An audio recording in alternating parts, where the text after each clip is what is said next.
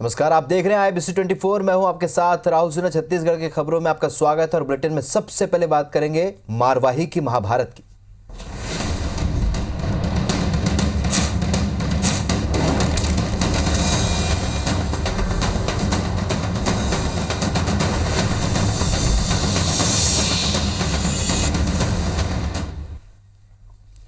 तो छत्तीसगढ़ की इकलौती सीट मरवाही में आज कोरोना काल का ऐतिहासिक उपचुनाव शांतिपूर्वक ढंग से संपन्न हुआ। लोगों ने बढ़ चढ़कर मतदान में हिस्सा लिया और आखिरी सूचना तक करीब 78% मतदान हुआ है।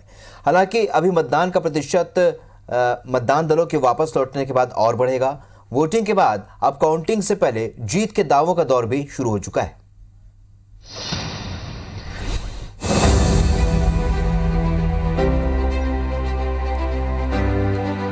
मरवाही विधानसभा के चुनावी इतिहास में 18 बरस बाद दूसरी बार उपचुनाव हुआ और यहां की जनता ने अपना नायक चुन लिया। वोटिंग शुरू होते ही हल्की ठंड के बावजूद सुबह से ही मतदान केंद्रों में कतारें लग गईं, तो कहीं कहीं धूप तीखी होने तक सन्नाटा पसरा रहा। वहीं करीब आधा दर्जन से ज्यादा मतदान केंद्रों में ईवीएम खराब होने की वजह से देरी से वोटिंग शुरू हुई और इससे पहले मतदाताओं की कतारें भी लग गयी। पोलिंग बूथ में जवान, बूढ़े और महिलाएं सभी में मतदान के लिए उत्साह नजर आया। उम्मीद है हमको जीत की। माहौल तो अच्छा लग रहा था, जीत का माहौल था। दादा न तुहर मर्दान देत हूँ और मोर निराशी बने चाहिए। हर चुनाव कोठम न हो कि न देत सब में देत। कांग्रेस प्रत्याशी के ध्रुव पहले नटेश्वरी मंदिर पहुंचे और पूजा अर्चना के बाद केंद्र क्रमांक 49 में परिवार के साथ वोट डाला।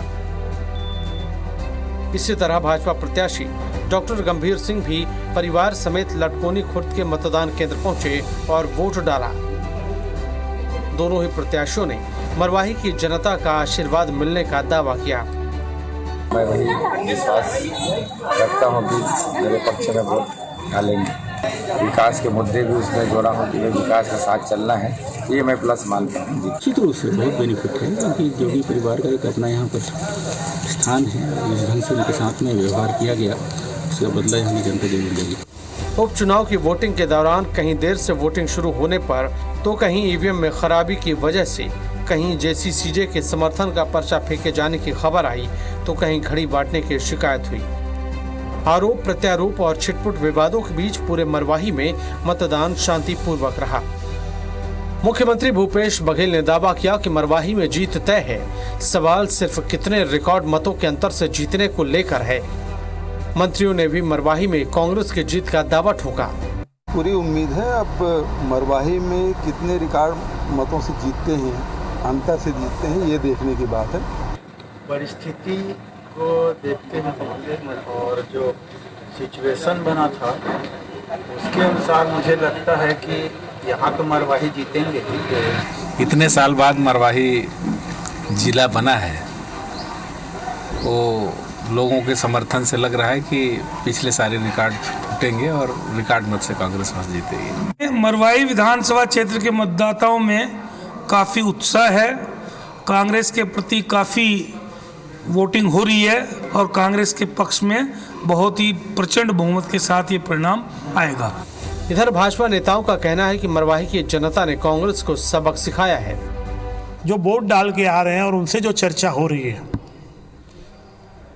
मुझे ऐसा लगता है कि भारतीय जनता पार्टी की तरफ मरवाही की जनता का रुझान है और भारतीय जनता पार्टी ये चुनाव जीतने जा रही है। मेरे परिवार को भले ही इस चुनाव से लड़ने से वंचित कर दिया, लेकिन वो मुझको, मेरे परिवार को मरवाही के लोगों के दिल से कभी अलग नहीं कर सकते। पिछले 18 साल से जोगी परिवार ही मरवाही की जनता का नायक था, मगर इस बार उसने किसकी किस्मत में अपना भविष्य सौंपा है, ये तो 10 नवंबर को ही पता चलेगा। लेकिन वोटिंग खत्म होने के बाद अब दावों और कयासों का दौर शुरू हो गया है। मरवाही से शरद अग्रवाल, जितेंद्र थवाइट और सतीश गुप्ता के साथ ब्यूरो रिपोर्ट IBC 24।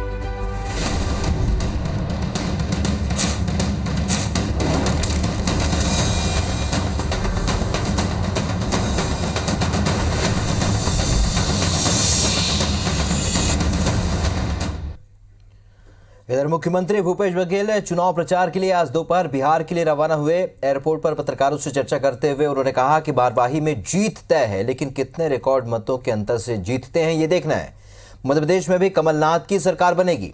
बिहार चुनाव को लेकर कहा कि एक तरफा महागठबंधन है तो दूसरी ओर ठगबंधन है, जिसमें चिराग पासवान और नीतीश के बीच तलवार खींची है, पर जीत महागठबंधन की ही होगी। मंत्रिमंडलीय उपसमिति की 1 दिसंबर से धान खरीदी के फैसले और बीजेपी के विरोध पर कहा कि बीजेपी धान पर राजनीति कर रही है। बीजेपी को पता है कि वो किसानों के कारण हारी है। उन्होंने बीजेपी पर कटाक्ष करते हुए कहा कि भाजपा खोई हुई ताकत और जवानी प्राप्त करने के लिए इस तरह की हरकतें कर रही है। कोरोना काल में बारदाने की जूट मिलें बंद थी, अब बारदाना आना शुरू हो चुका है। धान खरीदी में देरी बारदाने नहीं होने की वजह से हुई है। भारतीय जनता पार्टी को पता है कि वो किसानों के कारण से बुरी तरह हारे हैं और वो खोई हुई ताकत और जवानी प्राप्त करने के लिए वो इस प्रकार से हरकतें कर रहे हैं। जबकि हकीकत ये है कि पूरे देश में कोरोना के कारण से बहुत सारे उद्योग बंद थे, जिसमें जूट मिल भी बंद रहा है। बारदाना की उपलब्धता के आधार पर खरीदी करेंगे। बारदाना नहीं होने के कारण से विलम्ब किया गया है, नहीं तो और कोई कारण नहीं था। मरवाही में कितने रिकॉर्ड मतों से जीतते हैं, अंतर से जीतते हैं, ये देखने की बात है। मध्य प्रदेश में भी मैं समझता हूँ 10 तारीख को जो रिजल्ट आएगा उसमें फिर से कमलनाथ की सरकार बनेगी। पीएससी प्री की परीक्षा पर दायर याचिकाओं पर बिलासपुर हाईकोर्ट ने अपना फैसला जारी कर दिया है। अपने आदेश में जस्टिस गौतम भादुड़ी ने पीएससी को आदेश दिया है कि वो प्रश्न क्रमांक 2, 76 और 99 की पुनः जांच कर नई मेरिट लिस्ट जारी करे। कोर्ट ने 3 महीने के भीतर मेंस परीक्षा आयोजित करने के भी आदेश दिए। फरवरी 2020 में पीएससी प्री परीक्षा के 12 प्रश्नों को लेकर याचिकाएं दाखिल की गई थी। इनमें 12 प्रश्नों के उत्तरों को संशोधित मॉडल आंसर में गलत करार दे दिया था। पीएससी के खिलाफ उदयन दुबे और अन्य अभ्यर्थियों ने याचिका दाखिल की थी। याचिकाकर्ताओं के हितों को ध्यान में रखते हुए पिछले महीने 18 अक्टूबर को आयोजित होने वाली मेंस परीक्षा पर रोक लगा दी गई थी। पूरे मामले पर सुनवाई के बाद 14 अक्टूबर को हाईकोर्ट ने दोनों पक्षों की बहस पूरी होने के बाद अपना फैसला सुरक्षित रखा था। उक्त निर्णय में सेट क्रमांक 1 के प्रश्न क्रमांक 2, 76 और 99 को त्रुटिपूर्ण मानते हुए कोर्ट ने उन्हें डिलीट किया है एवं पीएससी को निर्देशित किया है जो नवीन जो उत्तर लिए जाते हैं उस आधार पर जो पुनः एक मेरिट सूची जारी की जाए और नवीन मेरिट सूची के आधार पर ही मुख्य परीक्षा आयोजित की जाए। बिलासपुर हाईकोर्ट ने एनएचएम के कम्युनिटी हेल्थ ऑफिसर के 800 पदों के लिए जारी विज्ञापन को रद्द कर दिया है। आयुष एसोसिएशन और बिलासपुर होम्योपैथ एसोसिएशन की याचिकाओं पर सुनवाई करते हुए कोर्ट ने यह फैसला लिया। आपको बता दें कि इन्हीं पदों के लिए पहले भी जारी विज्ञापन को कोर्ट निरस्त कर चुका था। उसके बाद नया विज्ञापन जारी किया गया। दरअसल कम्युनिटी हेल्थ ऑफिसर के लिए आयुष स्नातक भी आवेदन कर सकते हैं, लेकिन राष्ट्रीय स्वास्थ्य मिशन छत्तीसगढ़ के विज्ञापन में आयुष स्नातकों को आवेदन करने से वंचित कर दिया गया। इसके बाद 2 याचिका हाईकोर्ट में दायर की गई थी और इन्हीं याचिकाओं पर सुनवाई करते हुए कोर्ट ने दूसरे विज्ञापन को भी निरस्त कर दिया।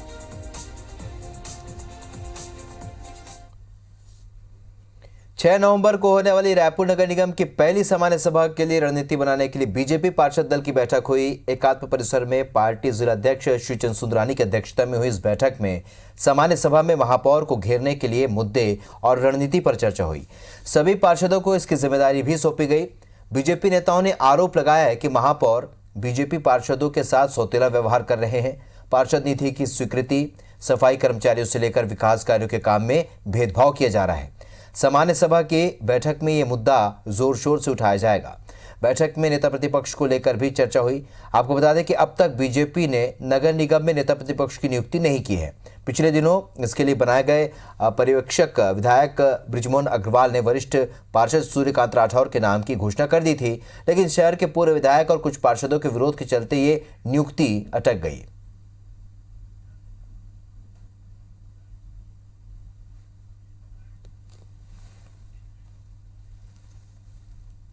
विकास के काम पूरी तरह से ठप हो गए। नए महापौर बनने के बाद 1 रुपए का नया कोई सैंक्शन किसी वार्ड में नहीं आया। भारतीय जनता पार्टी के पार्षदों के साथ उपेक्षा का व्यवहार हो रहा है। सफाई कर्मचारी कम है, सफाई व्यवस्था पूरे शहर में ठप हो चुकी है। ये सारे मुद्दे उठेंगे। ऐसा कोई व्यवस्था नहीं है कि नगर निगम की समान सभा बिना नेतृत्व दिवस के नहीं हो सकती है। पार्टी ने यदि किसी कारण से घोषणा नहीं करी तो कहीं कोई दिक्कत की बात नहीं है। हम सब 29 पार्षद पूरी ताकत के साथ शहर विकास की बात करेंगे, शहर के हित में बात करेंगे, और जहां हमें लगा कि शहर के हित की बात नहीं वहां पे हम दमदारी के साथ अपना विरोध भी व्यक्त करेंगे। मुख्यमंत्री भूपेश बघेल ने बस्तर दशहरे के दौरान एक बार फिर बोधघाट परियोजना को स्थानीय जनप्रतिनिधियों की रजामंदी से लगाने की बात दोहराई है। इधर परियोजना से विस्थापित होने के डर से बीजापुर और जगदलपुर के 17 पंचायतों के ग्रामीण विरोध प्रदर्शन की तैयारी कर रहे हैं। ग्रामीणों का आरोप है कि जिन आदिवासी जनप्रतिनिधियों को बोधघाट परियोजना से विस्थापित होने वाले गाँव के लिए बेहतर पैकेज बनाने का जिम्मा मिला है, वो जनप्रतिनिधि गाँव में नहीं आ रहे।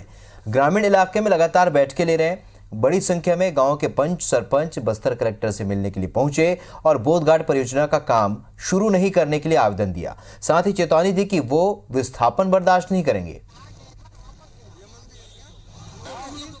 कांग्रेस की सरकार राज्य में है, वो इस परियोजना को पुनः चालू करने के उद्देश्य से सर्वे का काम शुरू करा रहा है। चाहे गैर शासकीय कार्य हो, ग्राम सभा के अनुमति के बगैर नहीं किए जा सकते। जनता के साथ है, जनता के द्वारा जो है हम इसका विरोध निश्चित रूप से करते हैं। बोधघाट परियोजना के संबंध में हमारे पूरे जो 59 गांव के लोग यहाँ पर उपस्थित हैं, और ये पहले तो सांसद जी को मिल के आए हैं और अभी कलेक्टर साहब को मिलने के लिए आए हैं। बोधघाट जो परियोजना चलने वाला है अपना बेंगलुरु पंचायत के आश्रित ग्राम पिथलकुरुम में है, तो आज करीब 40 साल के बाद फिर से चालू हो रहा है। जागरूक होते हुए भी हम चाहते हैं कि पुनः विरोध करें।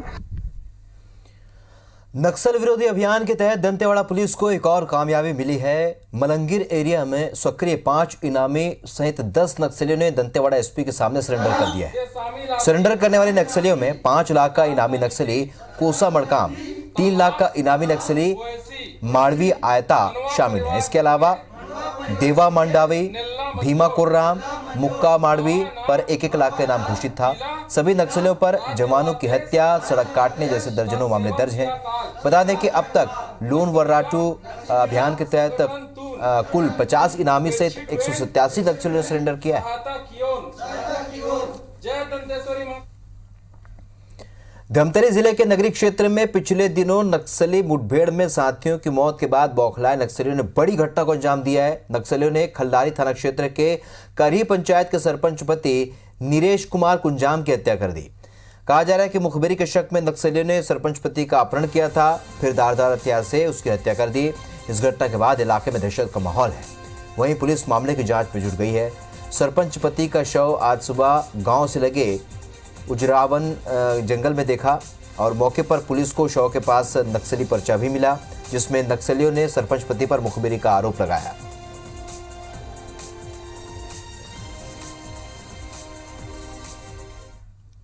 इस बीच बीजापुर से एक बड़ी खबर मिल रही है, जहां पर पुलिस और नक्सलियों के बीच मुठभेड़ हुई है। मरु डबाका और कमलापुर के बीच ये मुठभेड़ हुई है। मुठभेड़ में एक नक्सली ढेर कर दिया गया। मौके से 2 राइफल, 2 पिट्ठू विस्फोटक बरामद किया गया। नक्सली साहित्य और अन्य सामान भी बरामद किया गया है। हुसूर थाना इलाके का यह मामला है। तस्वीरें आपके सामने।